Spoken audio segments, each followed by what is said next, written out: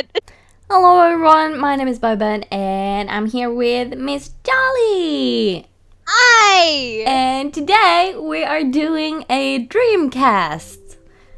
Oh, fuck. And for your information, this was all her idea, like talking about the dreams. I was just initiating to the podcast. So Absolutely. you can't complain, little girl. Fight me. I'll fight you in your okay. dreams. Oh my. That sounds more like a bit of a treat. Oh.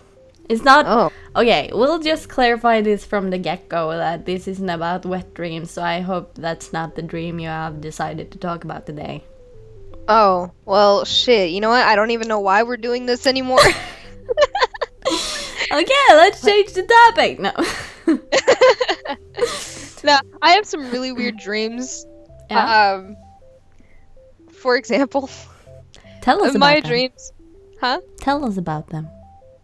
So, for some reason, like, sometimes I have very realistic dreams, and, like, you know, they're things that I don't really mind most of the time. Mhm. But, like, recently, a lot of my dreams that are normally very realistic have been nothing but brain dumps from the internet. Okay. Whenever... How do I explain this? With words. Usually works. Normally, maybe I want to use, I don't know, pie. Why do you have to judge me on this? Well, you can spell with pie. Watch me. Okay. So, for example, I think one of the prominent dreams that I've been, like, wanting to talk to someone about, it was so ridiculous. So, I had this dream where my partner and I, we had bought a very big house. Like, it was a massive house, and it was absolutely, like, it was gorgeous. It was like a giant mansion. Now, the halls were a little small, but it was very, very, very nice. And, you know, we had to have, like, a roommate because it's like, you know, we can't pay for this entire house on our own. Or it was, there's too many rooms in this house, we need this house to be occupied with other stuff. Good thing So- you're reasonable, even though it's a dream.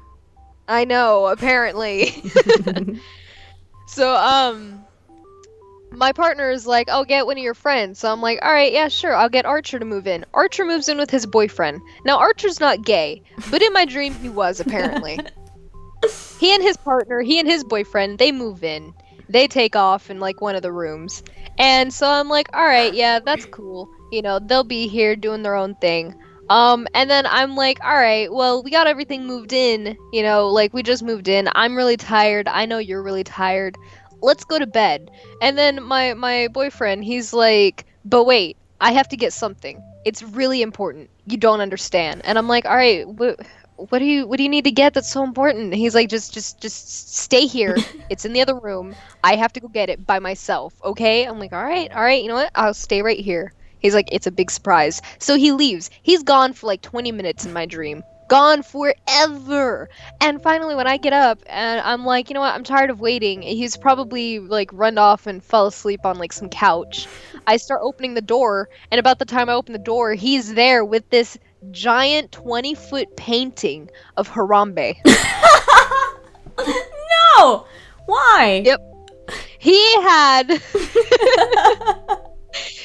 had a portrait painted of Harambe in a suit. It was a very professional painting.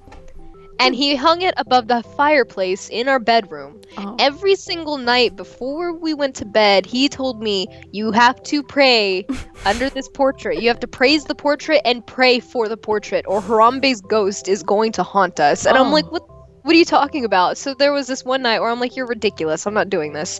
And so I went to bed. And believe it or not, in the dream, Harambe's ghost, he just appears out of nowhere. I'm flung out of the bed straight towards the painting, and there's a fire in the fireplace. So, like, Harambe's trying to throw me into the fire for not praising him. I'm like, this is ridiculous. Oh So my it was such a weird dream. And like, a side note, which this really had nothing to do with the dream, but for some reason also in the dream, the toilet gave you quarters every time you took a dump.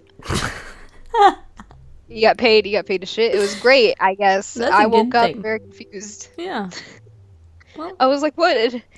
I would take a hell of a lot of laxatives for that. Yeah. Actually, the Harambe thing kind of sounds like a dirty priest thing. Like, Oh God. pray with me, my child. Oh Jesus. So what? Like, did you wake up when Harambe flung you into the fireplace, or what happened? I woke up whenever I ran from the fireplace to the bathroom, and I was so scared that I took a dump. At least you got a quarter out of it. Yeah. Yeah, I got 50 cents. Well, that's I even woke up- better. Yeah, I woke up. I was like, "What was that dream about?" What the fuck? It's just like, why? That's some of the best dreams when you wake up and like, what the hell actually just happened? Did that actually happen? I'm like, why? And so whenever my partner woke up, I'm like, you're not decorating our house whenever we move into a house. What will you do if you move into a big house and he gets a picture of Harambe in a suit? He will hang that up in his own room because I'm not sleeping in the same bed. You're like, no, dude, it's not gonna work. Bye. Like, Well, that sounds like an interesting dream. Send help. I will. I'll come get you. I'll help you. Thank you. Mother Bunny's here. Thank you. You're welcome. I haven't, like, had any dreams lately that I remember, but I can tell about a dream I had when I was a kid. And it's a little hard because then I will have to clarify something first. In Norway, there is a very popular character. I think he has been translated in some movies into English, among other languages. And his name is Captain Sabletooth, I think would be the translation. And he's like, he's a kid's character, so he's like a pirate that sails with the Black Dame. It's a big ship, and he has this crew that's a little wonky, and it's just an amazing kid story, really. And the guy making it is actually from the same city as me. It's a really popular character. You just live in a very popular city. No, I don't. He's actually like it's never performed in this city. The guy making it is just from here. It's performed somewhere south in Norway, in a very popular city with a big zoo that's very famous in Norway. And let's just call him Captain S for short. Okay. So when I was a kid, we have a cabin by the ocean, and my cousin has the room next to ours there. And one time I had to sleep in their room because we had people over. So I was sleeping in his bed under his poster of Captain S. So I had this really scary dream. I was so scared because the captain really scared me when I was a kid. He's like the sweetest captain ever, but he's scary because he is a bad guy. Oh. So I was dreaming that I was in, like, I think I was around 6 years old, and I was in this jungle. Like, the poster was blue, like, as a base color. So around me, I was in a, like, blue-greenish jungle in the middle of, like, a swamp. And around me on rocks, there were like poisonous frogs, venomous snakes, like really scary things that kids are afraid of. And Captain S was like hunting for me, but he wasn't really trying to get me. So I stood there in the middle of the lake and I couldn't do anything. I remember I was 6 years old. And like my parents and my sister appeared around me, like running through the jungle, really scared. And Captain S's crew, with him as leading, were like hunting my family, trying to kill them. Jesus Christ. I was so scared. I was like, no, don't hurt my family. But I couldn't do anything because it was a dream. So I just woke up crying because the last thing that happened in the dream was that he killed my entire family. Good God. Yeah. Like, 6 years old. I have like I remember having some dreams that were like I want to say stress-induced dreams, mostly because like as a kid growing up, I didn't really have a very good family life. At the time, like my parents were arguing quite often, and so like divorce was very apparent at a very young age for me. Mm. And I remember like the only time I ever actually remember having a reoccurring nightmare was when I was about 5, and it didn't end until I was about 8. So I had this dream multiple times throughout my childhood, and I think. What I remember very vividly from that dream was I was in the house, and the only light that was on in that house, which was just my home, was the living room. And I was in my parents' bedroom, which was completely pitch black except for the light that barely came in through the doorway. I was looking for my family. I couldn't find them. I was like, calling out for them because I was afraid of being alone, and I couldn't find them because nobody was there. So I was like, I'm alone in the house by myself. And for some reason in this dream, anytime that you like got near a warm spot in the dark rooms, it would blow up and you'd be casted out into like darker areas away from the light, and you would also kind of like be taunted by this very deep and demonic voice that would just laugh. And yeah, like I remember waking up so many times because of it, thrashing around because I was just like having such a hard time sleeping. And like there's really no uplifting end to the story. I was trying to run away from him, and he kept finding me, and he would grab me and pull me into warmth and then blast me away from like the light. And I was like, if I get out of the dark, I'll be safe. Which one time I did, it didn't help. It actually got worse. Oh, no, it was taunting you. It was. I was Oh. like, no. So, nightmares. Wow. They're bad. Yeah, I haven't had a nightmare in a very long time. No, that's good. Yeah. Well, you talked about like reoccurring dreams. So I can share mine. I think the last time I had this one is like a year ago. It was so weird because I hadn't had it like since I was, I don't know, 16. And and then it like happened, and it's such a weird dream. Like, what's the name of the rabbit in Winnie the Pooh? Rabbit?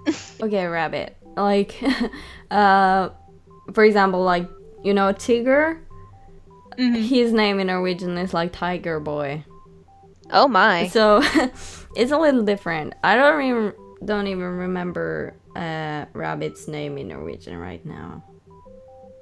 Anyway, the reoccurring dream that happened was I was walking through a forest. Like, it wasn't even dark. It was just like a path in the forest. And I was like, I have to reach something. I had a feeling that I have to get to somewhere before it was too late. So I just walked there, and next to me suddenly appears Rabbit. And he's just like walking next to me, talking about how I had to hurry up, or else I wouldn't reach it.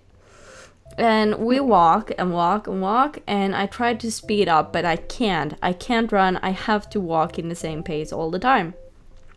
And then next to us, as we walk, we come to like these cages, like these kind of cages where you have like bunnies, like pet bunnies. Mm-hmm. And they're like placed in rows and rows next to us, and we just walk past them, and inside are rabbits, nothing like special about that. And we walk and walk and walk and walk, and suddenly we come to like, I feel more and more flustered that I can't reach the point where I have to be in a very short time. And so when I can see the horizon and where I have to go, and it's a boat. It kind of looks like the ship in the song in Treasure Planet, if you've seen that movie. Mm-hmm. When his dad sails off.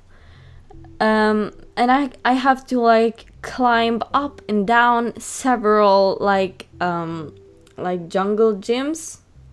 if that's even a thing. Yeah. Yeah, you know those nets in jungle gyms? I have to Yeah. climb up and down those, several of them, and I feel like I'm almost running out of time. I have so little time, and like Rabbit is standing at the edge before the jungle gym starts, and he's like, you have to hurry up. He's so calm, but like, yeah, you have to hurry up. And I try so hard, and just as I'm about to like reach the boat, it sails off and I fall down and wake up. Oh. It happens every time. I never reach Huh. the boat. That's interesting. Yeah, I feel like if it should mean something that I'm trying to do something and I always fail. I think a lot of that could stem on the feeling of being rushed. Yeah, probably. So that's what it all appears to be, because it's like you have to hurry up, It's like, but I can't hurry up, and it's like, but you have to. Yeah. Yeah, It's like yeah, you're it's being like urged. that.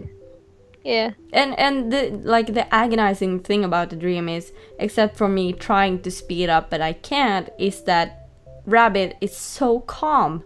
He's so calm about it. It's like, you have to hurry up. And I'm like, I'm trying over here. I can't. It's like, give me some credit, man. I'm trying my hardest. Yeah.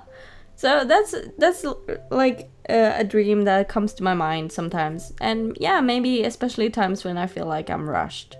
And I just can't reach the goal I'm trying to reach. Super weird. Scrims. Yeah. So that's that. Oh goodness. I did have like a dream last night that bothered me a little. Okay, tell about it. Well, I will say this. It's kind of like about a controversial type of thing. Yeah, but it's a dream. It is a dream. Yeah. But it's kind of controversial in the sense like, how do you explain this? Is it a wet dream? Totally. Yeah. Because wet dreams are controversial. So controversial. So, in this dream of mine, it was actually pretty intense and pretty scary because it was just last night. And I think what it is just like a brain dump of nothing but like bad media that I've been seeing. Okay. So like, I don't know if you have like anything like this in Norway where it's like, you know, like Islamophobia. Yeah, it's some of it, but I don't know, it's actually a big stigma right now, people trying to fight it, which is a good thing. Yeah. It's going on, but we're working against it. See, like in America, like a lot of people are having like a bit of an issue where people, like mostly people who probably aren't even Muslim, the fact that they have just a name that's Arab or, you know, Middle Eastern, they have issues here. Because of like all of this stuff that's going down, and it's not their fault. But last night in my dream, it was weird because I was like driving with my partner. We were like on our way to the theater, and what happened was we were bypassing like this restaurant. But at this restaurant, there was like a whole holdup going on, and there was a guy inside who had a gun, and he was threatening a lot of people. Well, as we're driving by, cops come out of nowhere, and they're like speeding along, and like he's like swerving out of the way to try and miss them because they're stepping out of their car in the middle of the road, with their guns out. And so like he's over here like, oh god, something's happening, and I'm like watching everything happen. So like he slams on his brakes because there's like a whole traffic jam going on in front of us. So we're kind of forced to stop and wait until like the light turns green. And like while this is happening, I'm watching what's happening, like what's going on in the restaurant. And inside, they started calling to the man because they're like, you know what, you won't get in as much trouble if you just release the hostages, this and that. So like, it's a pretty weirdly intense dream about a hostage situation, but it gets even more, I guess, intense when, come to find out, the man on the inside, he was a Muslim man who was very upset at the fact that America, in his words, had defaced the name of his religion. So he was very, very, very angry that America made it seem as if Muslims are terrorists, and things of that nature, which, of course they're not. It's yeah. Like I had a thought, but I'm not gonna say it just yet. But he was very upset because he's like, because of you, America, and your like faulty media system, you've defaced the name of my religion, and he was very angry about this. But he wasn't gonna kill anybody. I don't know why he was holding hostages up if he wasn't gonna kill anyone. But they finally talked him down, and they're like, you know what, just we're sorry about this, but like you gotta release these people. They did nothing to you. And so finally, they talked him down in just enough that he released the hostages. But about the time that he released the hostages, the entire building caught on fire. Huh. And when the building caught on fire, that's when he was like, you know what? No, screw you guys. I'm not releasing anybody. So he started, like, the people on the inside were being killed because they were trapped, and he wasn't going to let them go. So then, just before the light turned green, he opened fire on the cops, who ended up shooting and killing him. But like I watched as like one of the cops was shot multiple times, and he turned towards our car and was walking towards us, or was like stumbling before he succumbed to his injuries and died. And then my partner's like, "All right, we're leaving." And as soon as we left, and I was like, "Oh no, why?" And he was like, "Well, I just got to get your mind off of this." I'm like, I just watched a man die." And he's like, "No, it's fine." Like, No, so nothing happened. it's all right. Nothing happened. I'm like, this. I woke up and I'm like, this was the weirdest dream ever, and it's such a controversial like subject too. I'm like, why? So that was my weird dream. Wow. That was like my unsettling dream that I had last night. That's intense. It was. I was like, why? Wow. Wow. Yeah, I can see why it's why you say it's a controversial theme of it, but it's it's very accurate Very accurate. to today. Yeah. I mean, like, I can get it that, like, someone's upset about all of the things that are going on. Yeah. Why wouldn't they be? Well, I don't know. Why wouldn't you be upset? You're bashing me for what every other bad person did. I would be upset too. Yeah, it's like, I didn't do this. No. So yeah, Like, I kind of get that. I really get that. Screams. Yeah. And I think with that serious note, we will end this podcast here. No enlightenment on the dream or anything. Just like, here's a terrible dream. All right, bye. Yeah, I don't know. I don't feel there's anything more to say about that dream except from it's accurate and horrible. It's a terrifying dream, Yeah. but there really isn't much to say on it. No. Except like poor Dana for living through this. Poor Jolly. Cries. Yeah. Oh well. Oh well. I ate a lot of Hershey's chocolate and cookie dough before I went to bed. I think that's what caused me weird dreams. Well, there we have the explanation of that. Yeah. All right. So, thank you so much for watching or listening. I guess. Maybe? I don't know. Should I thank you for listening? Probably. I think I should. Okay, everybody, thanks so much for watching and listening, and thank you, Dana, for joining in this beautiful Dreamcast, and we will see you some other time. Oh, okay. Not you. Everybody watching, Jesus, not everything's about you. Are you sure? No, everything's about you. Alright. Bye. Bye!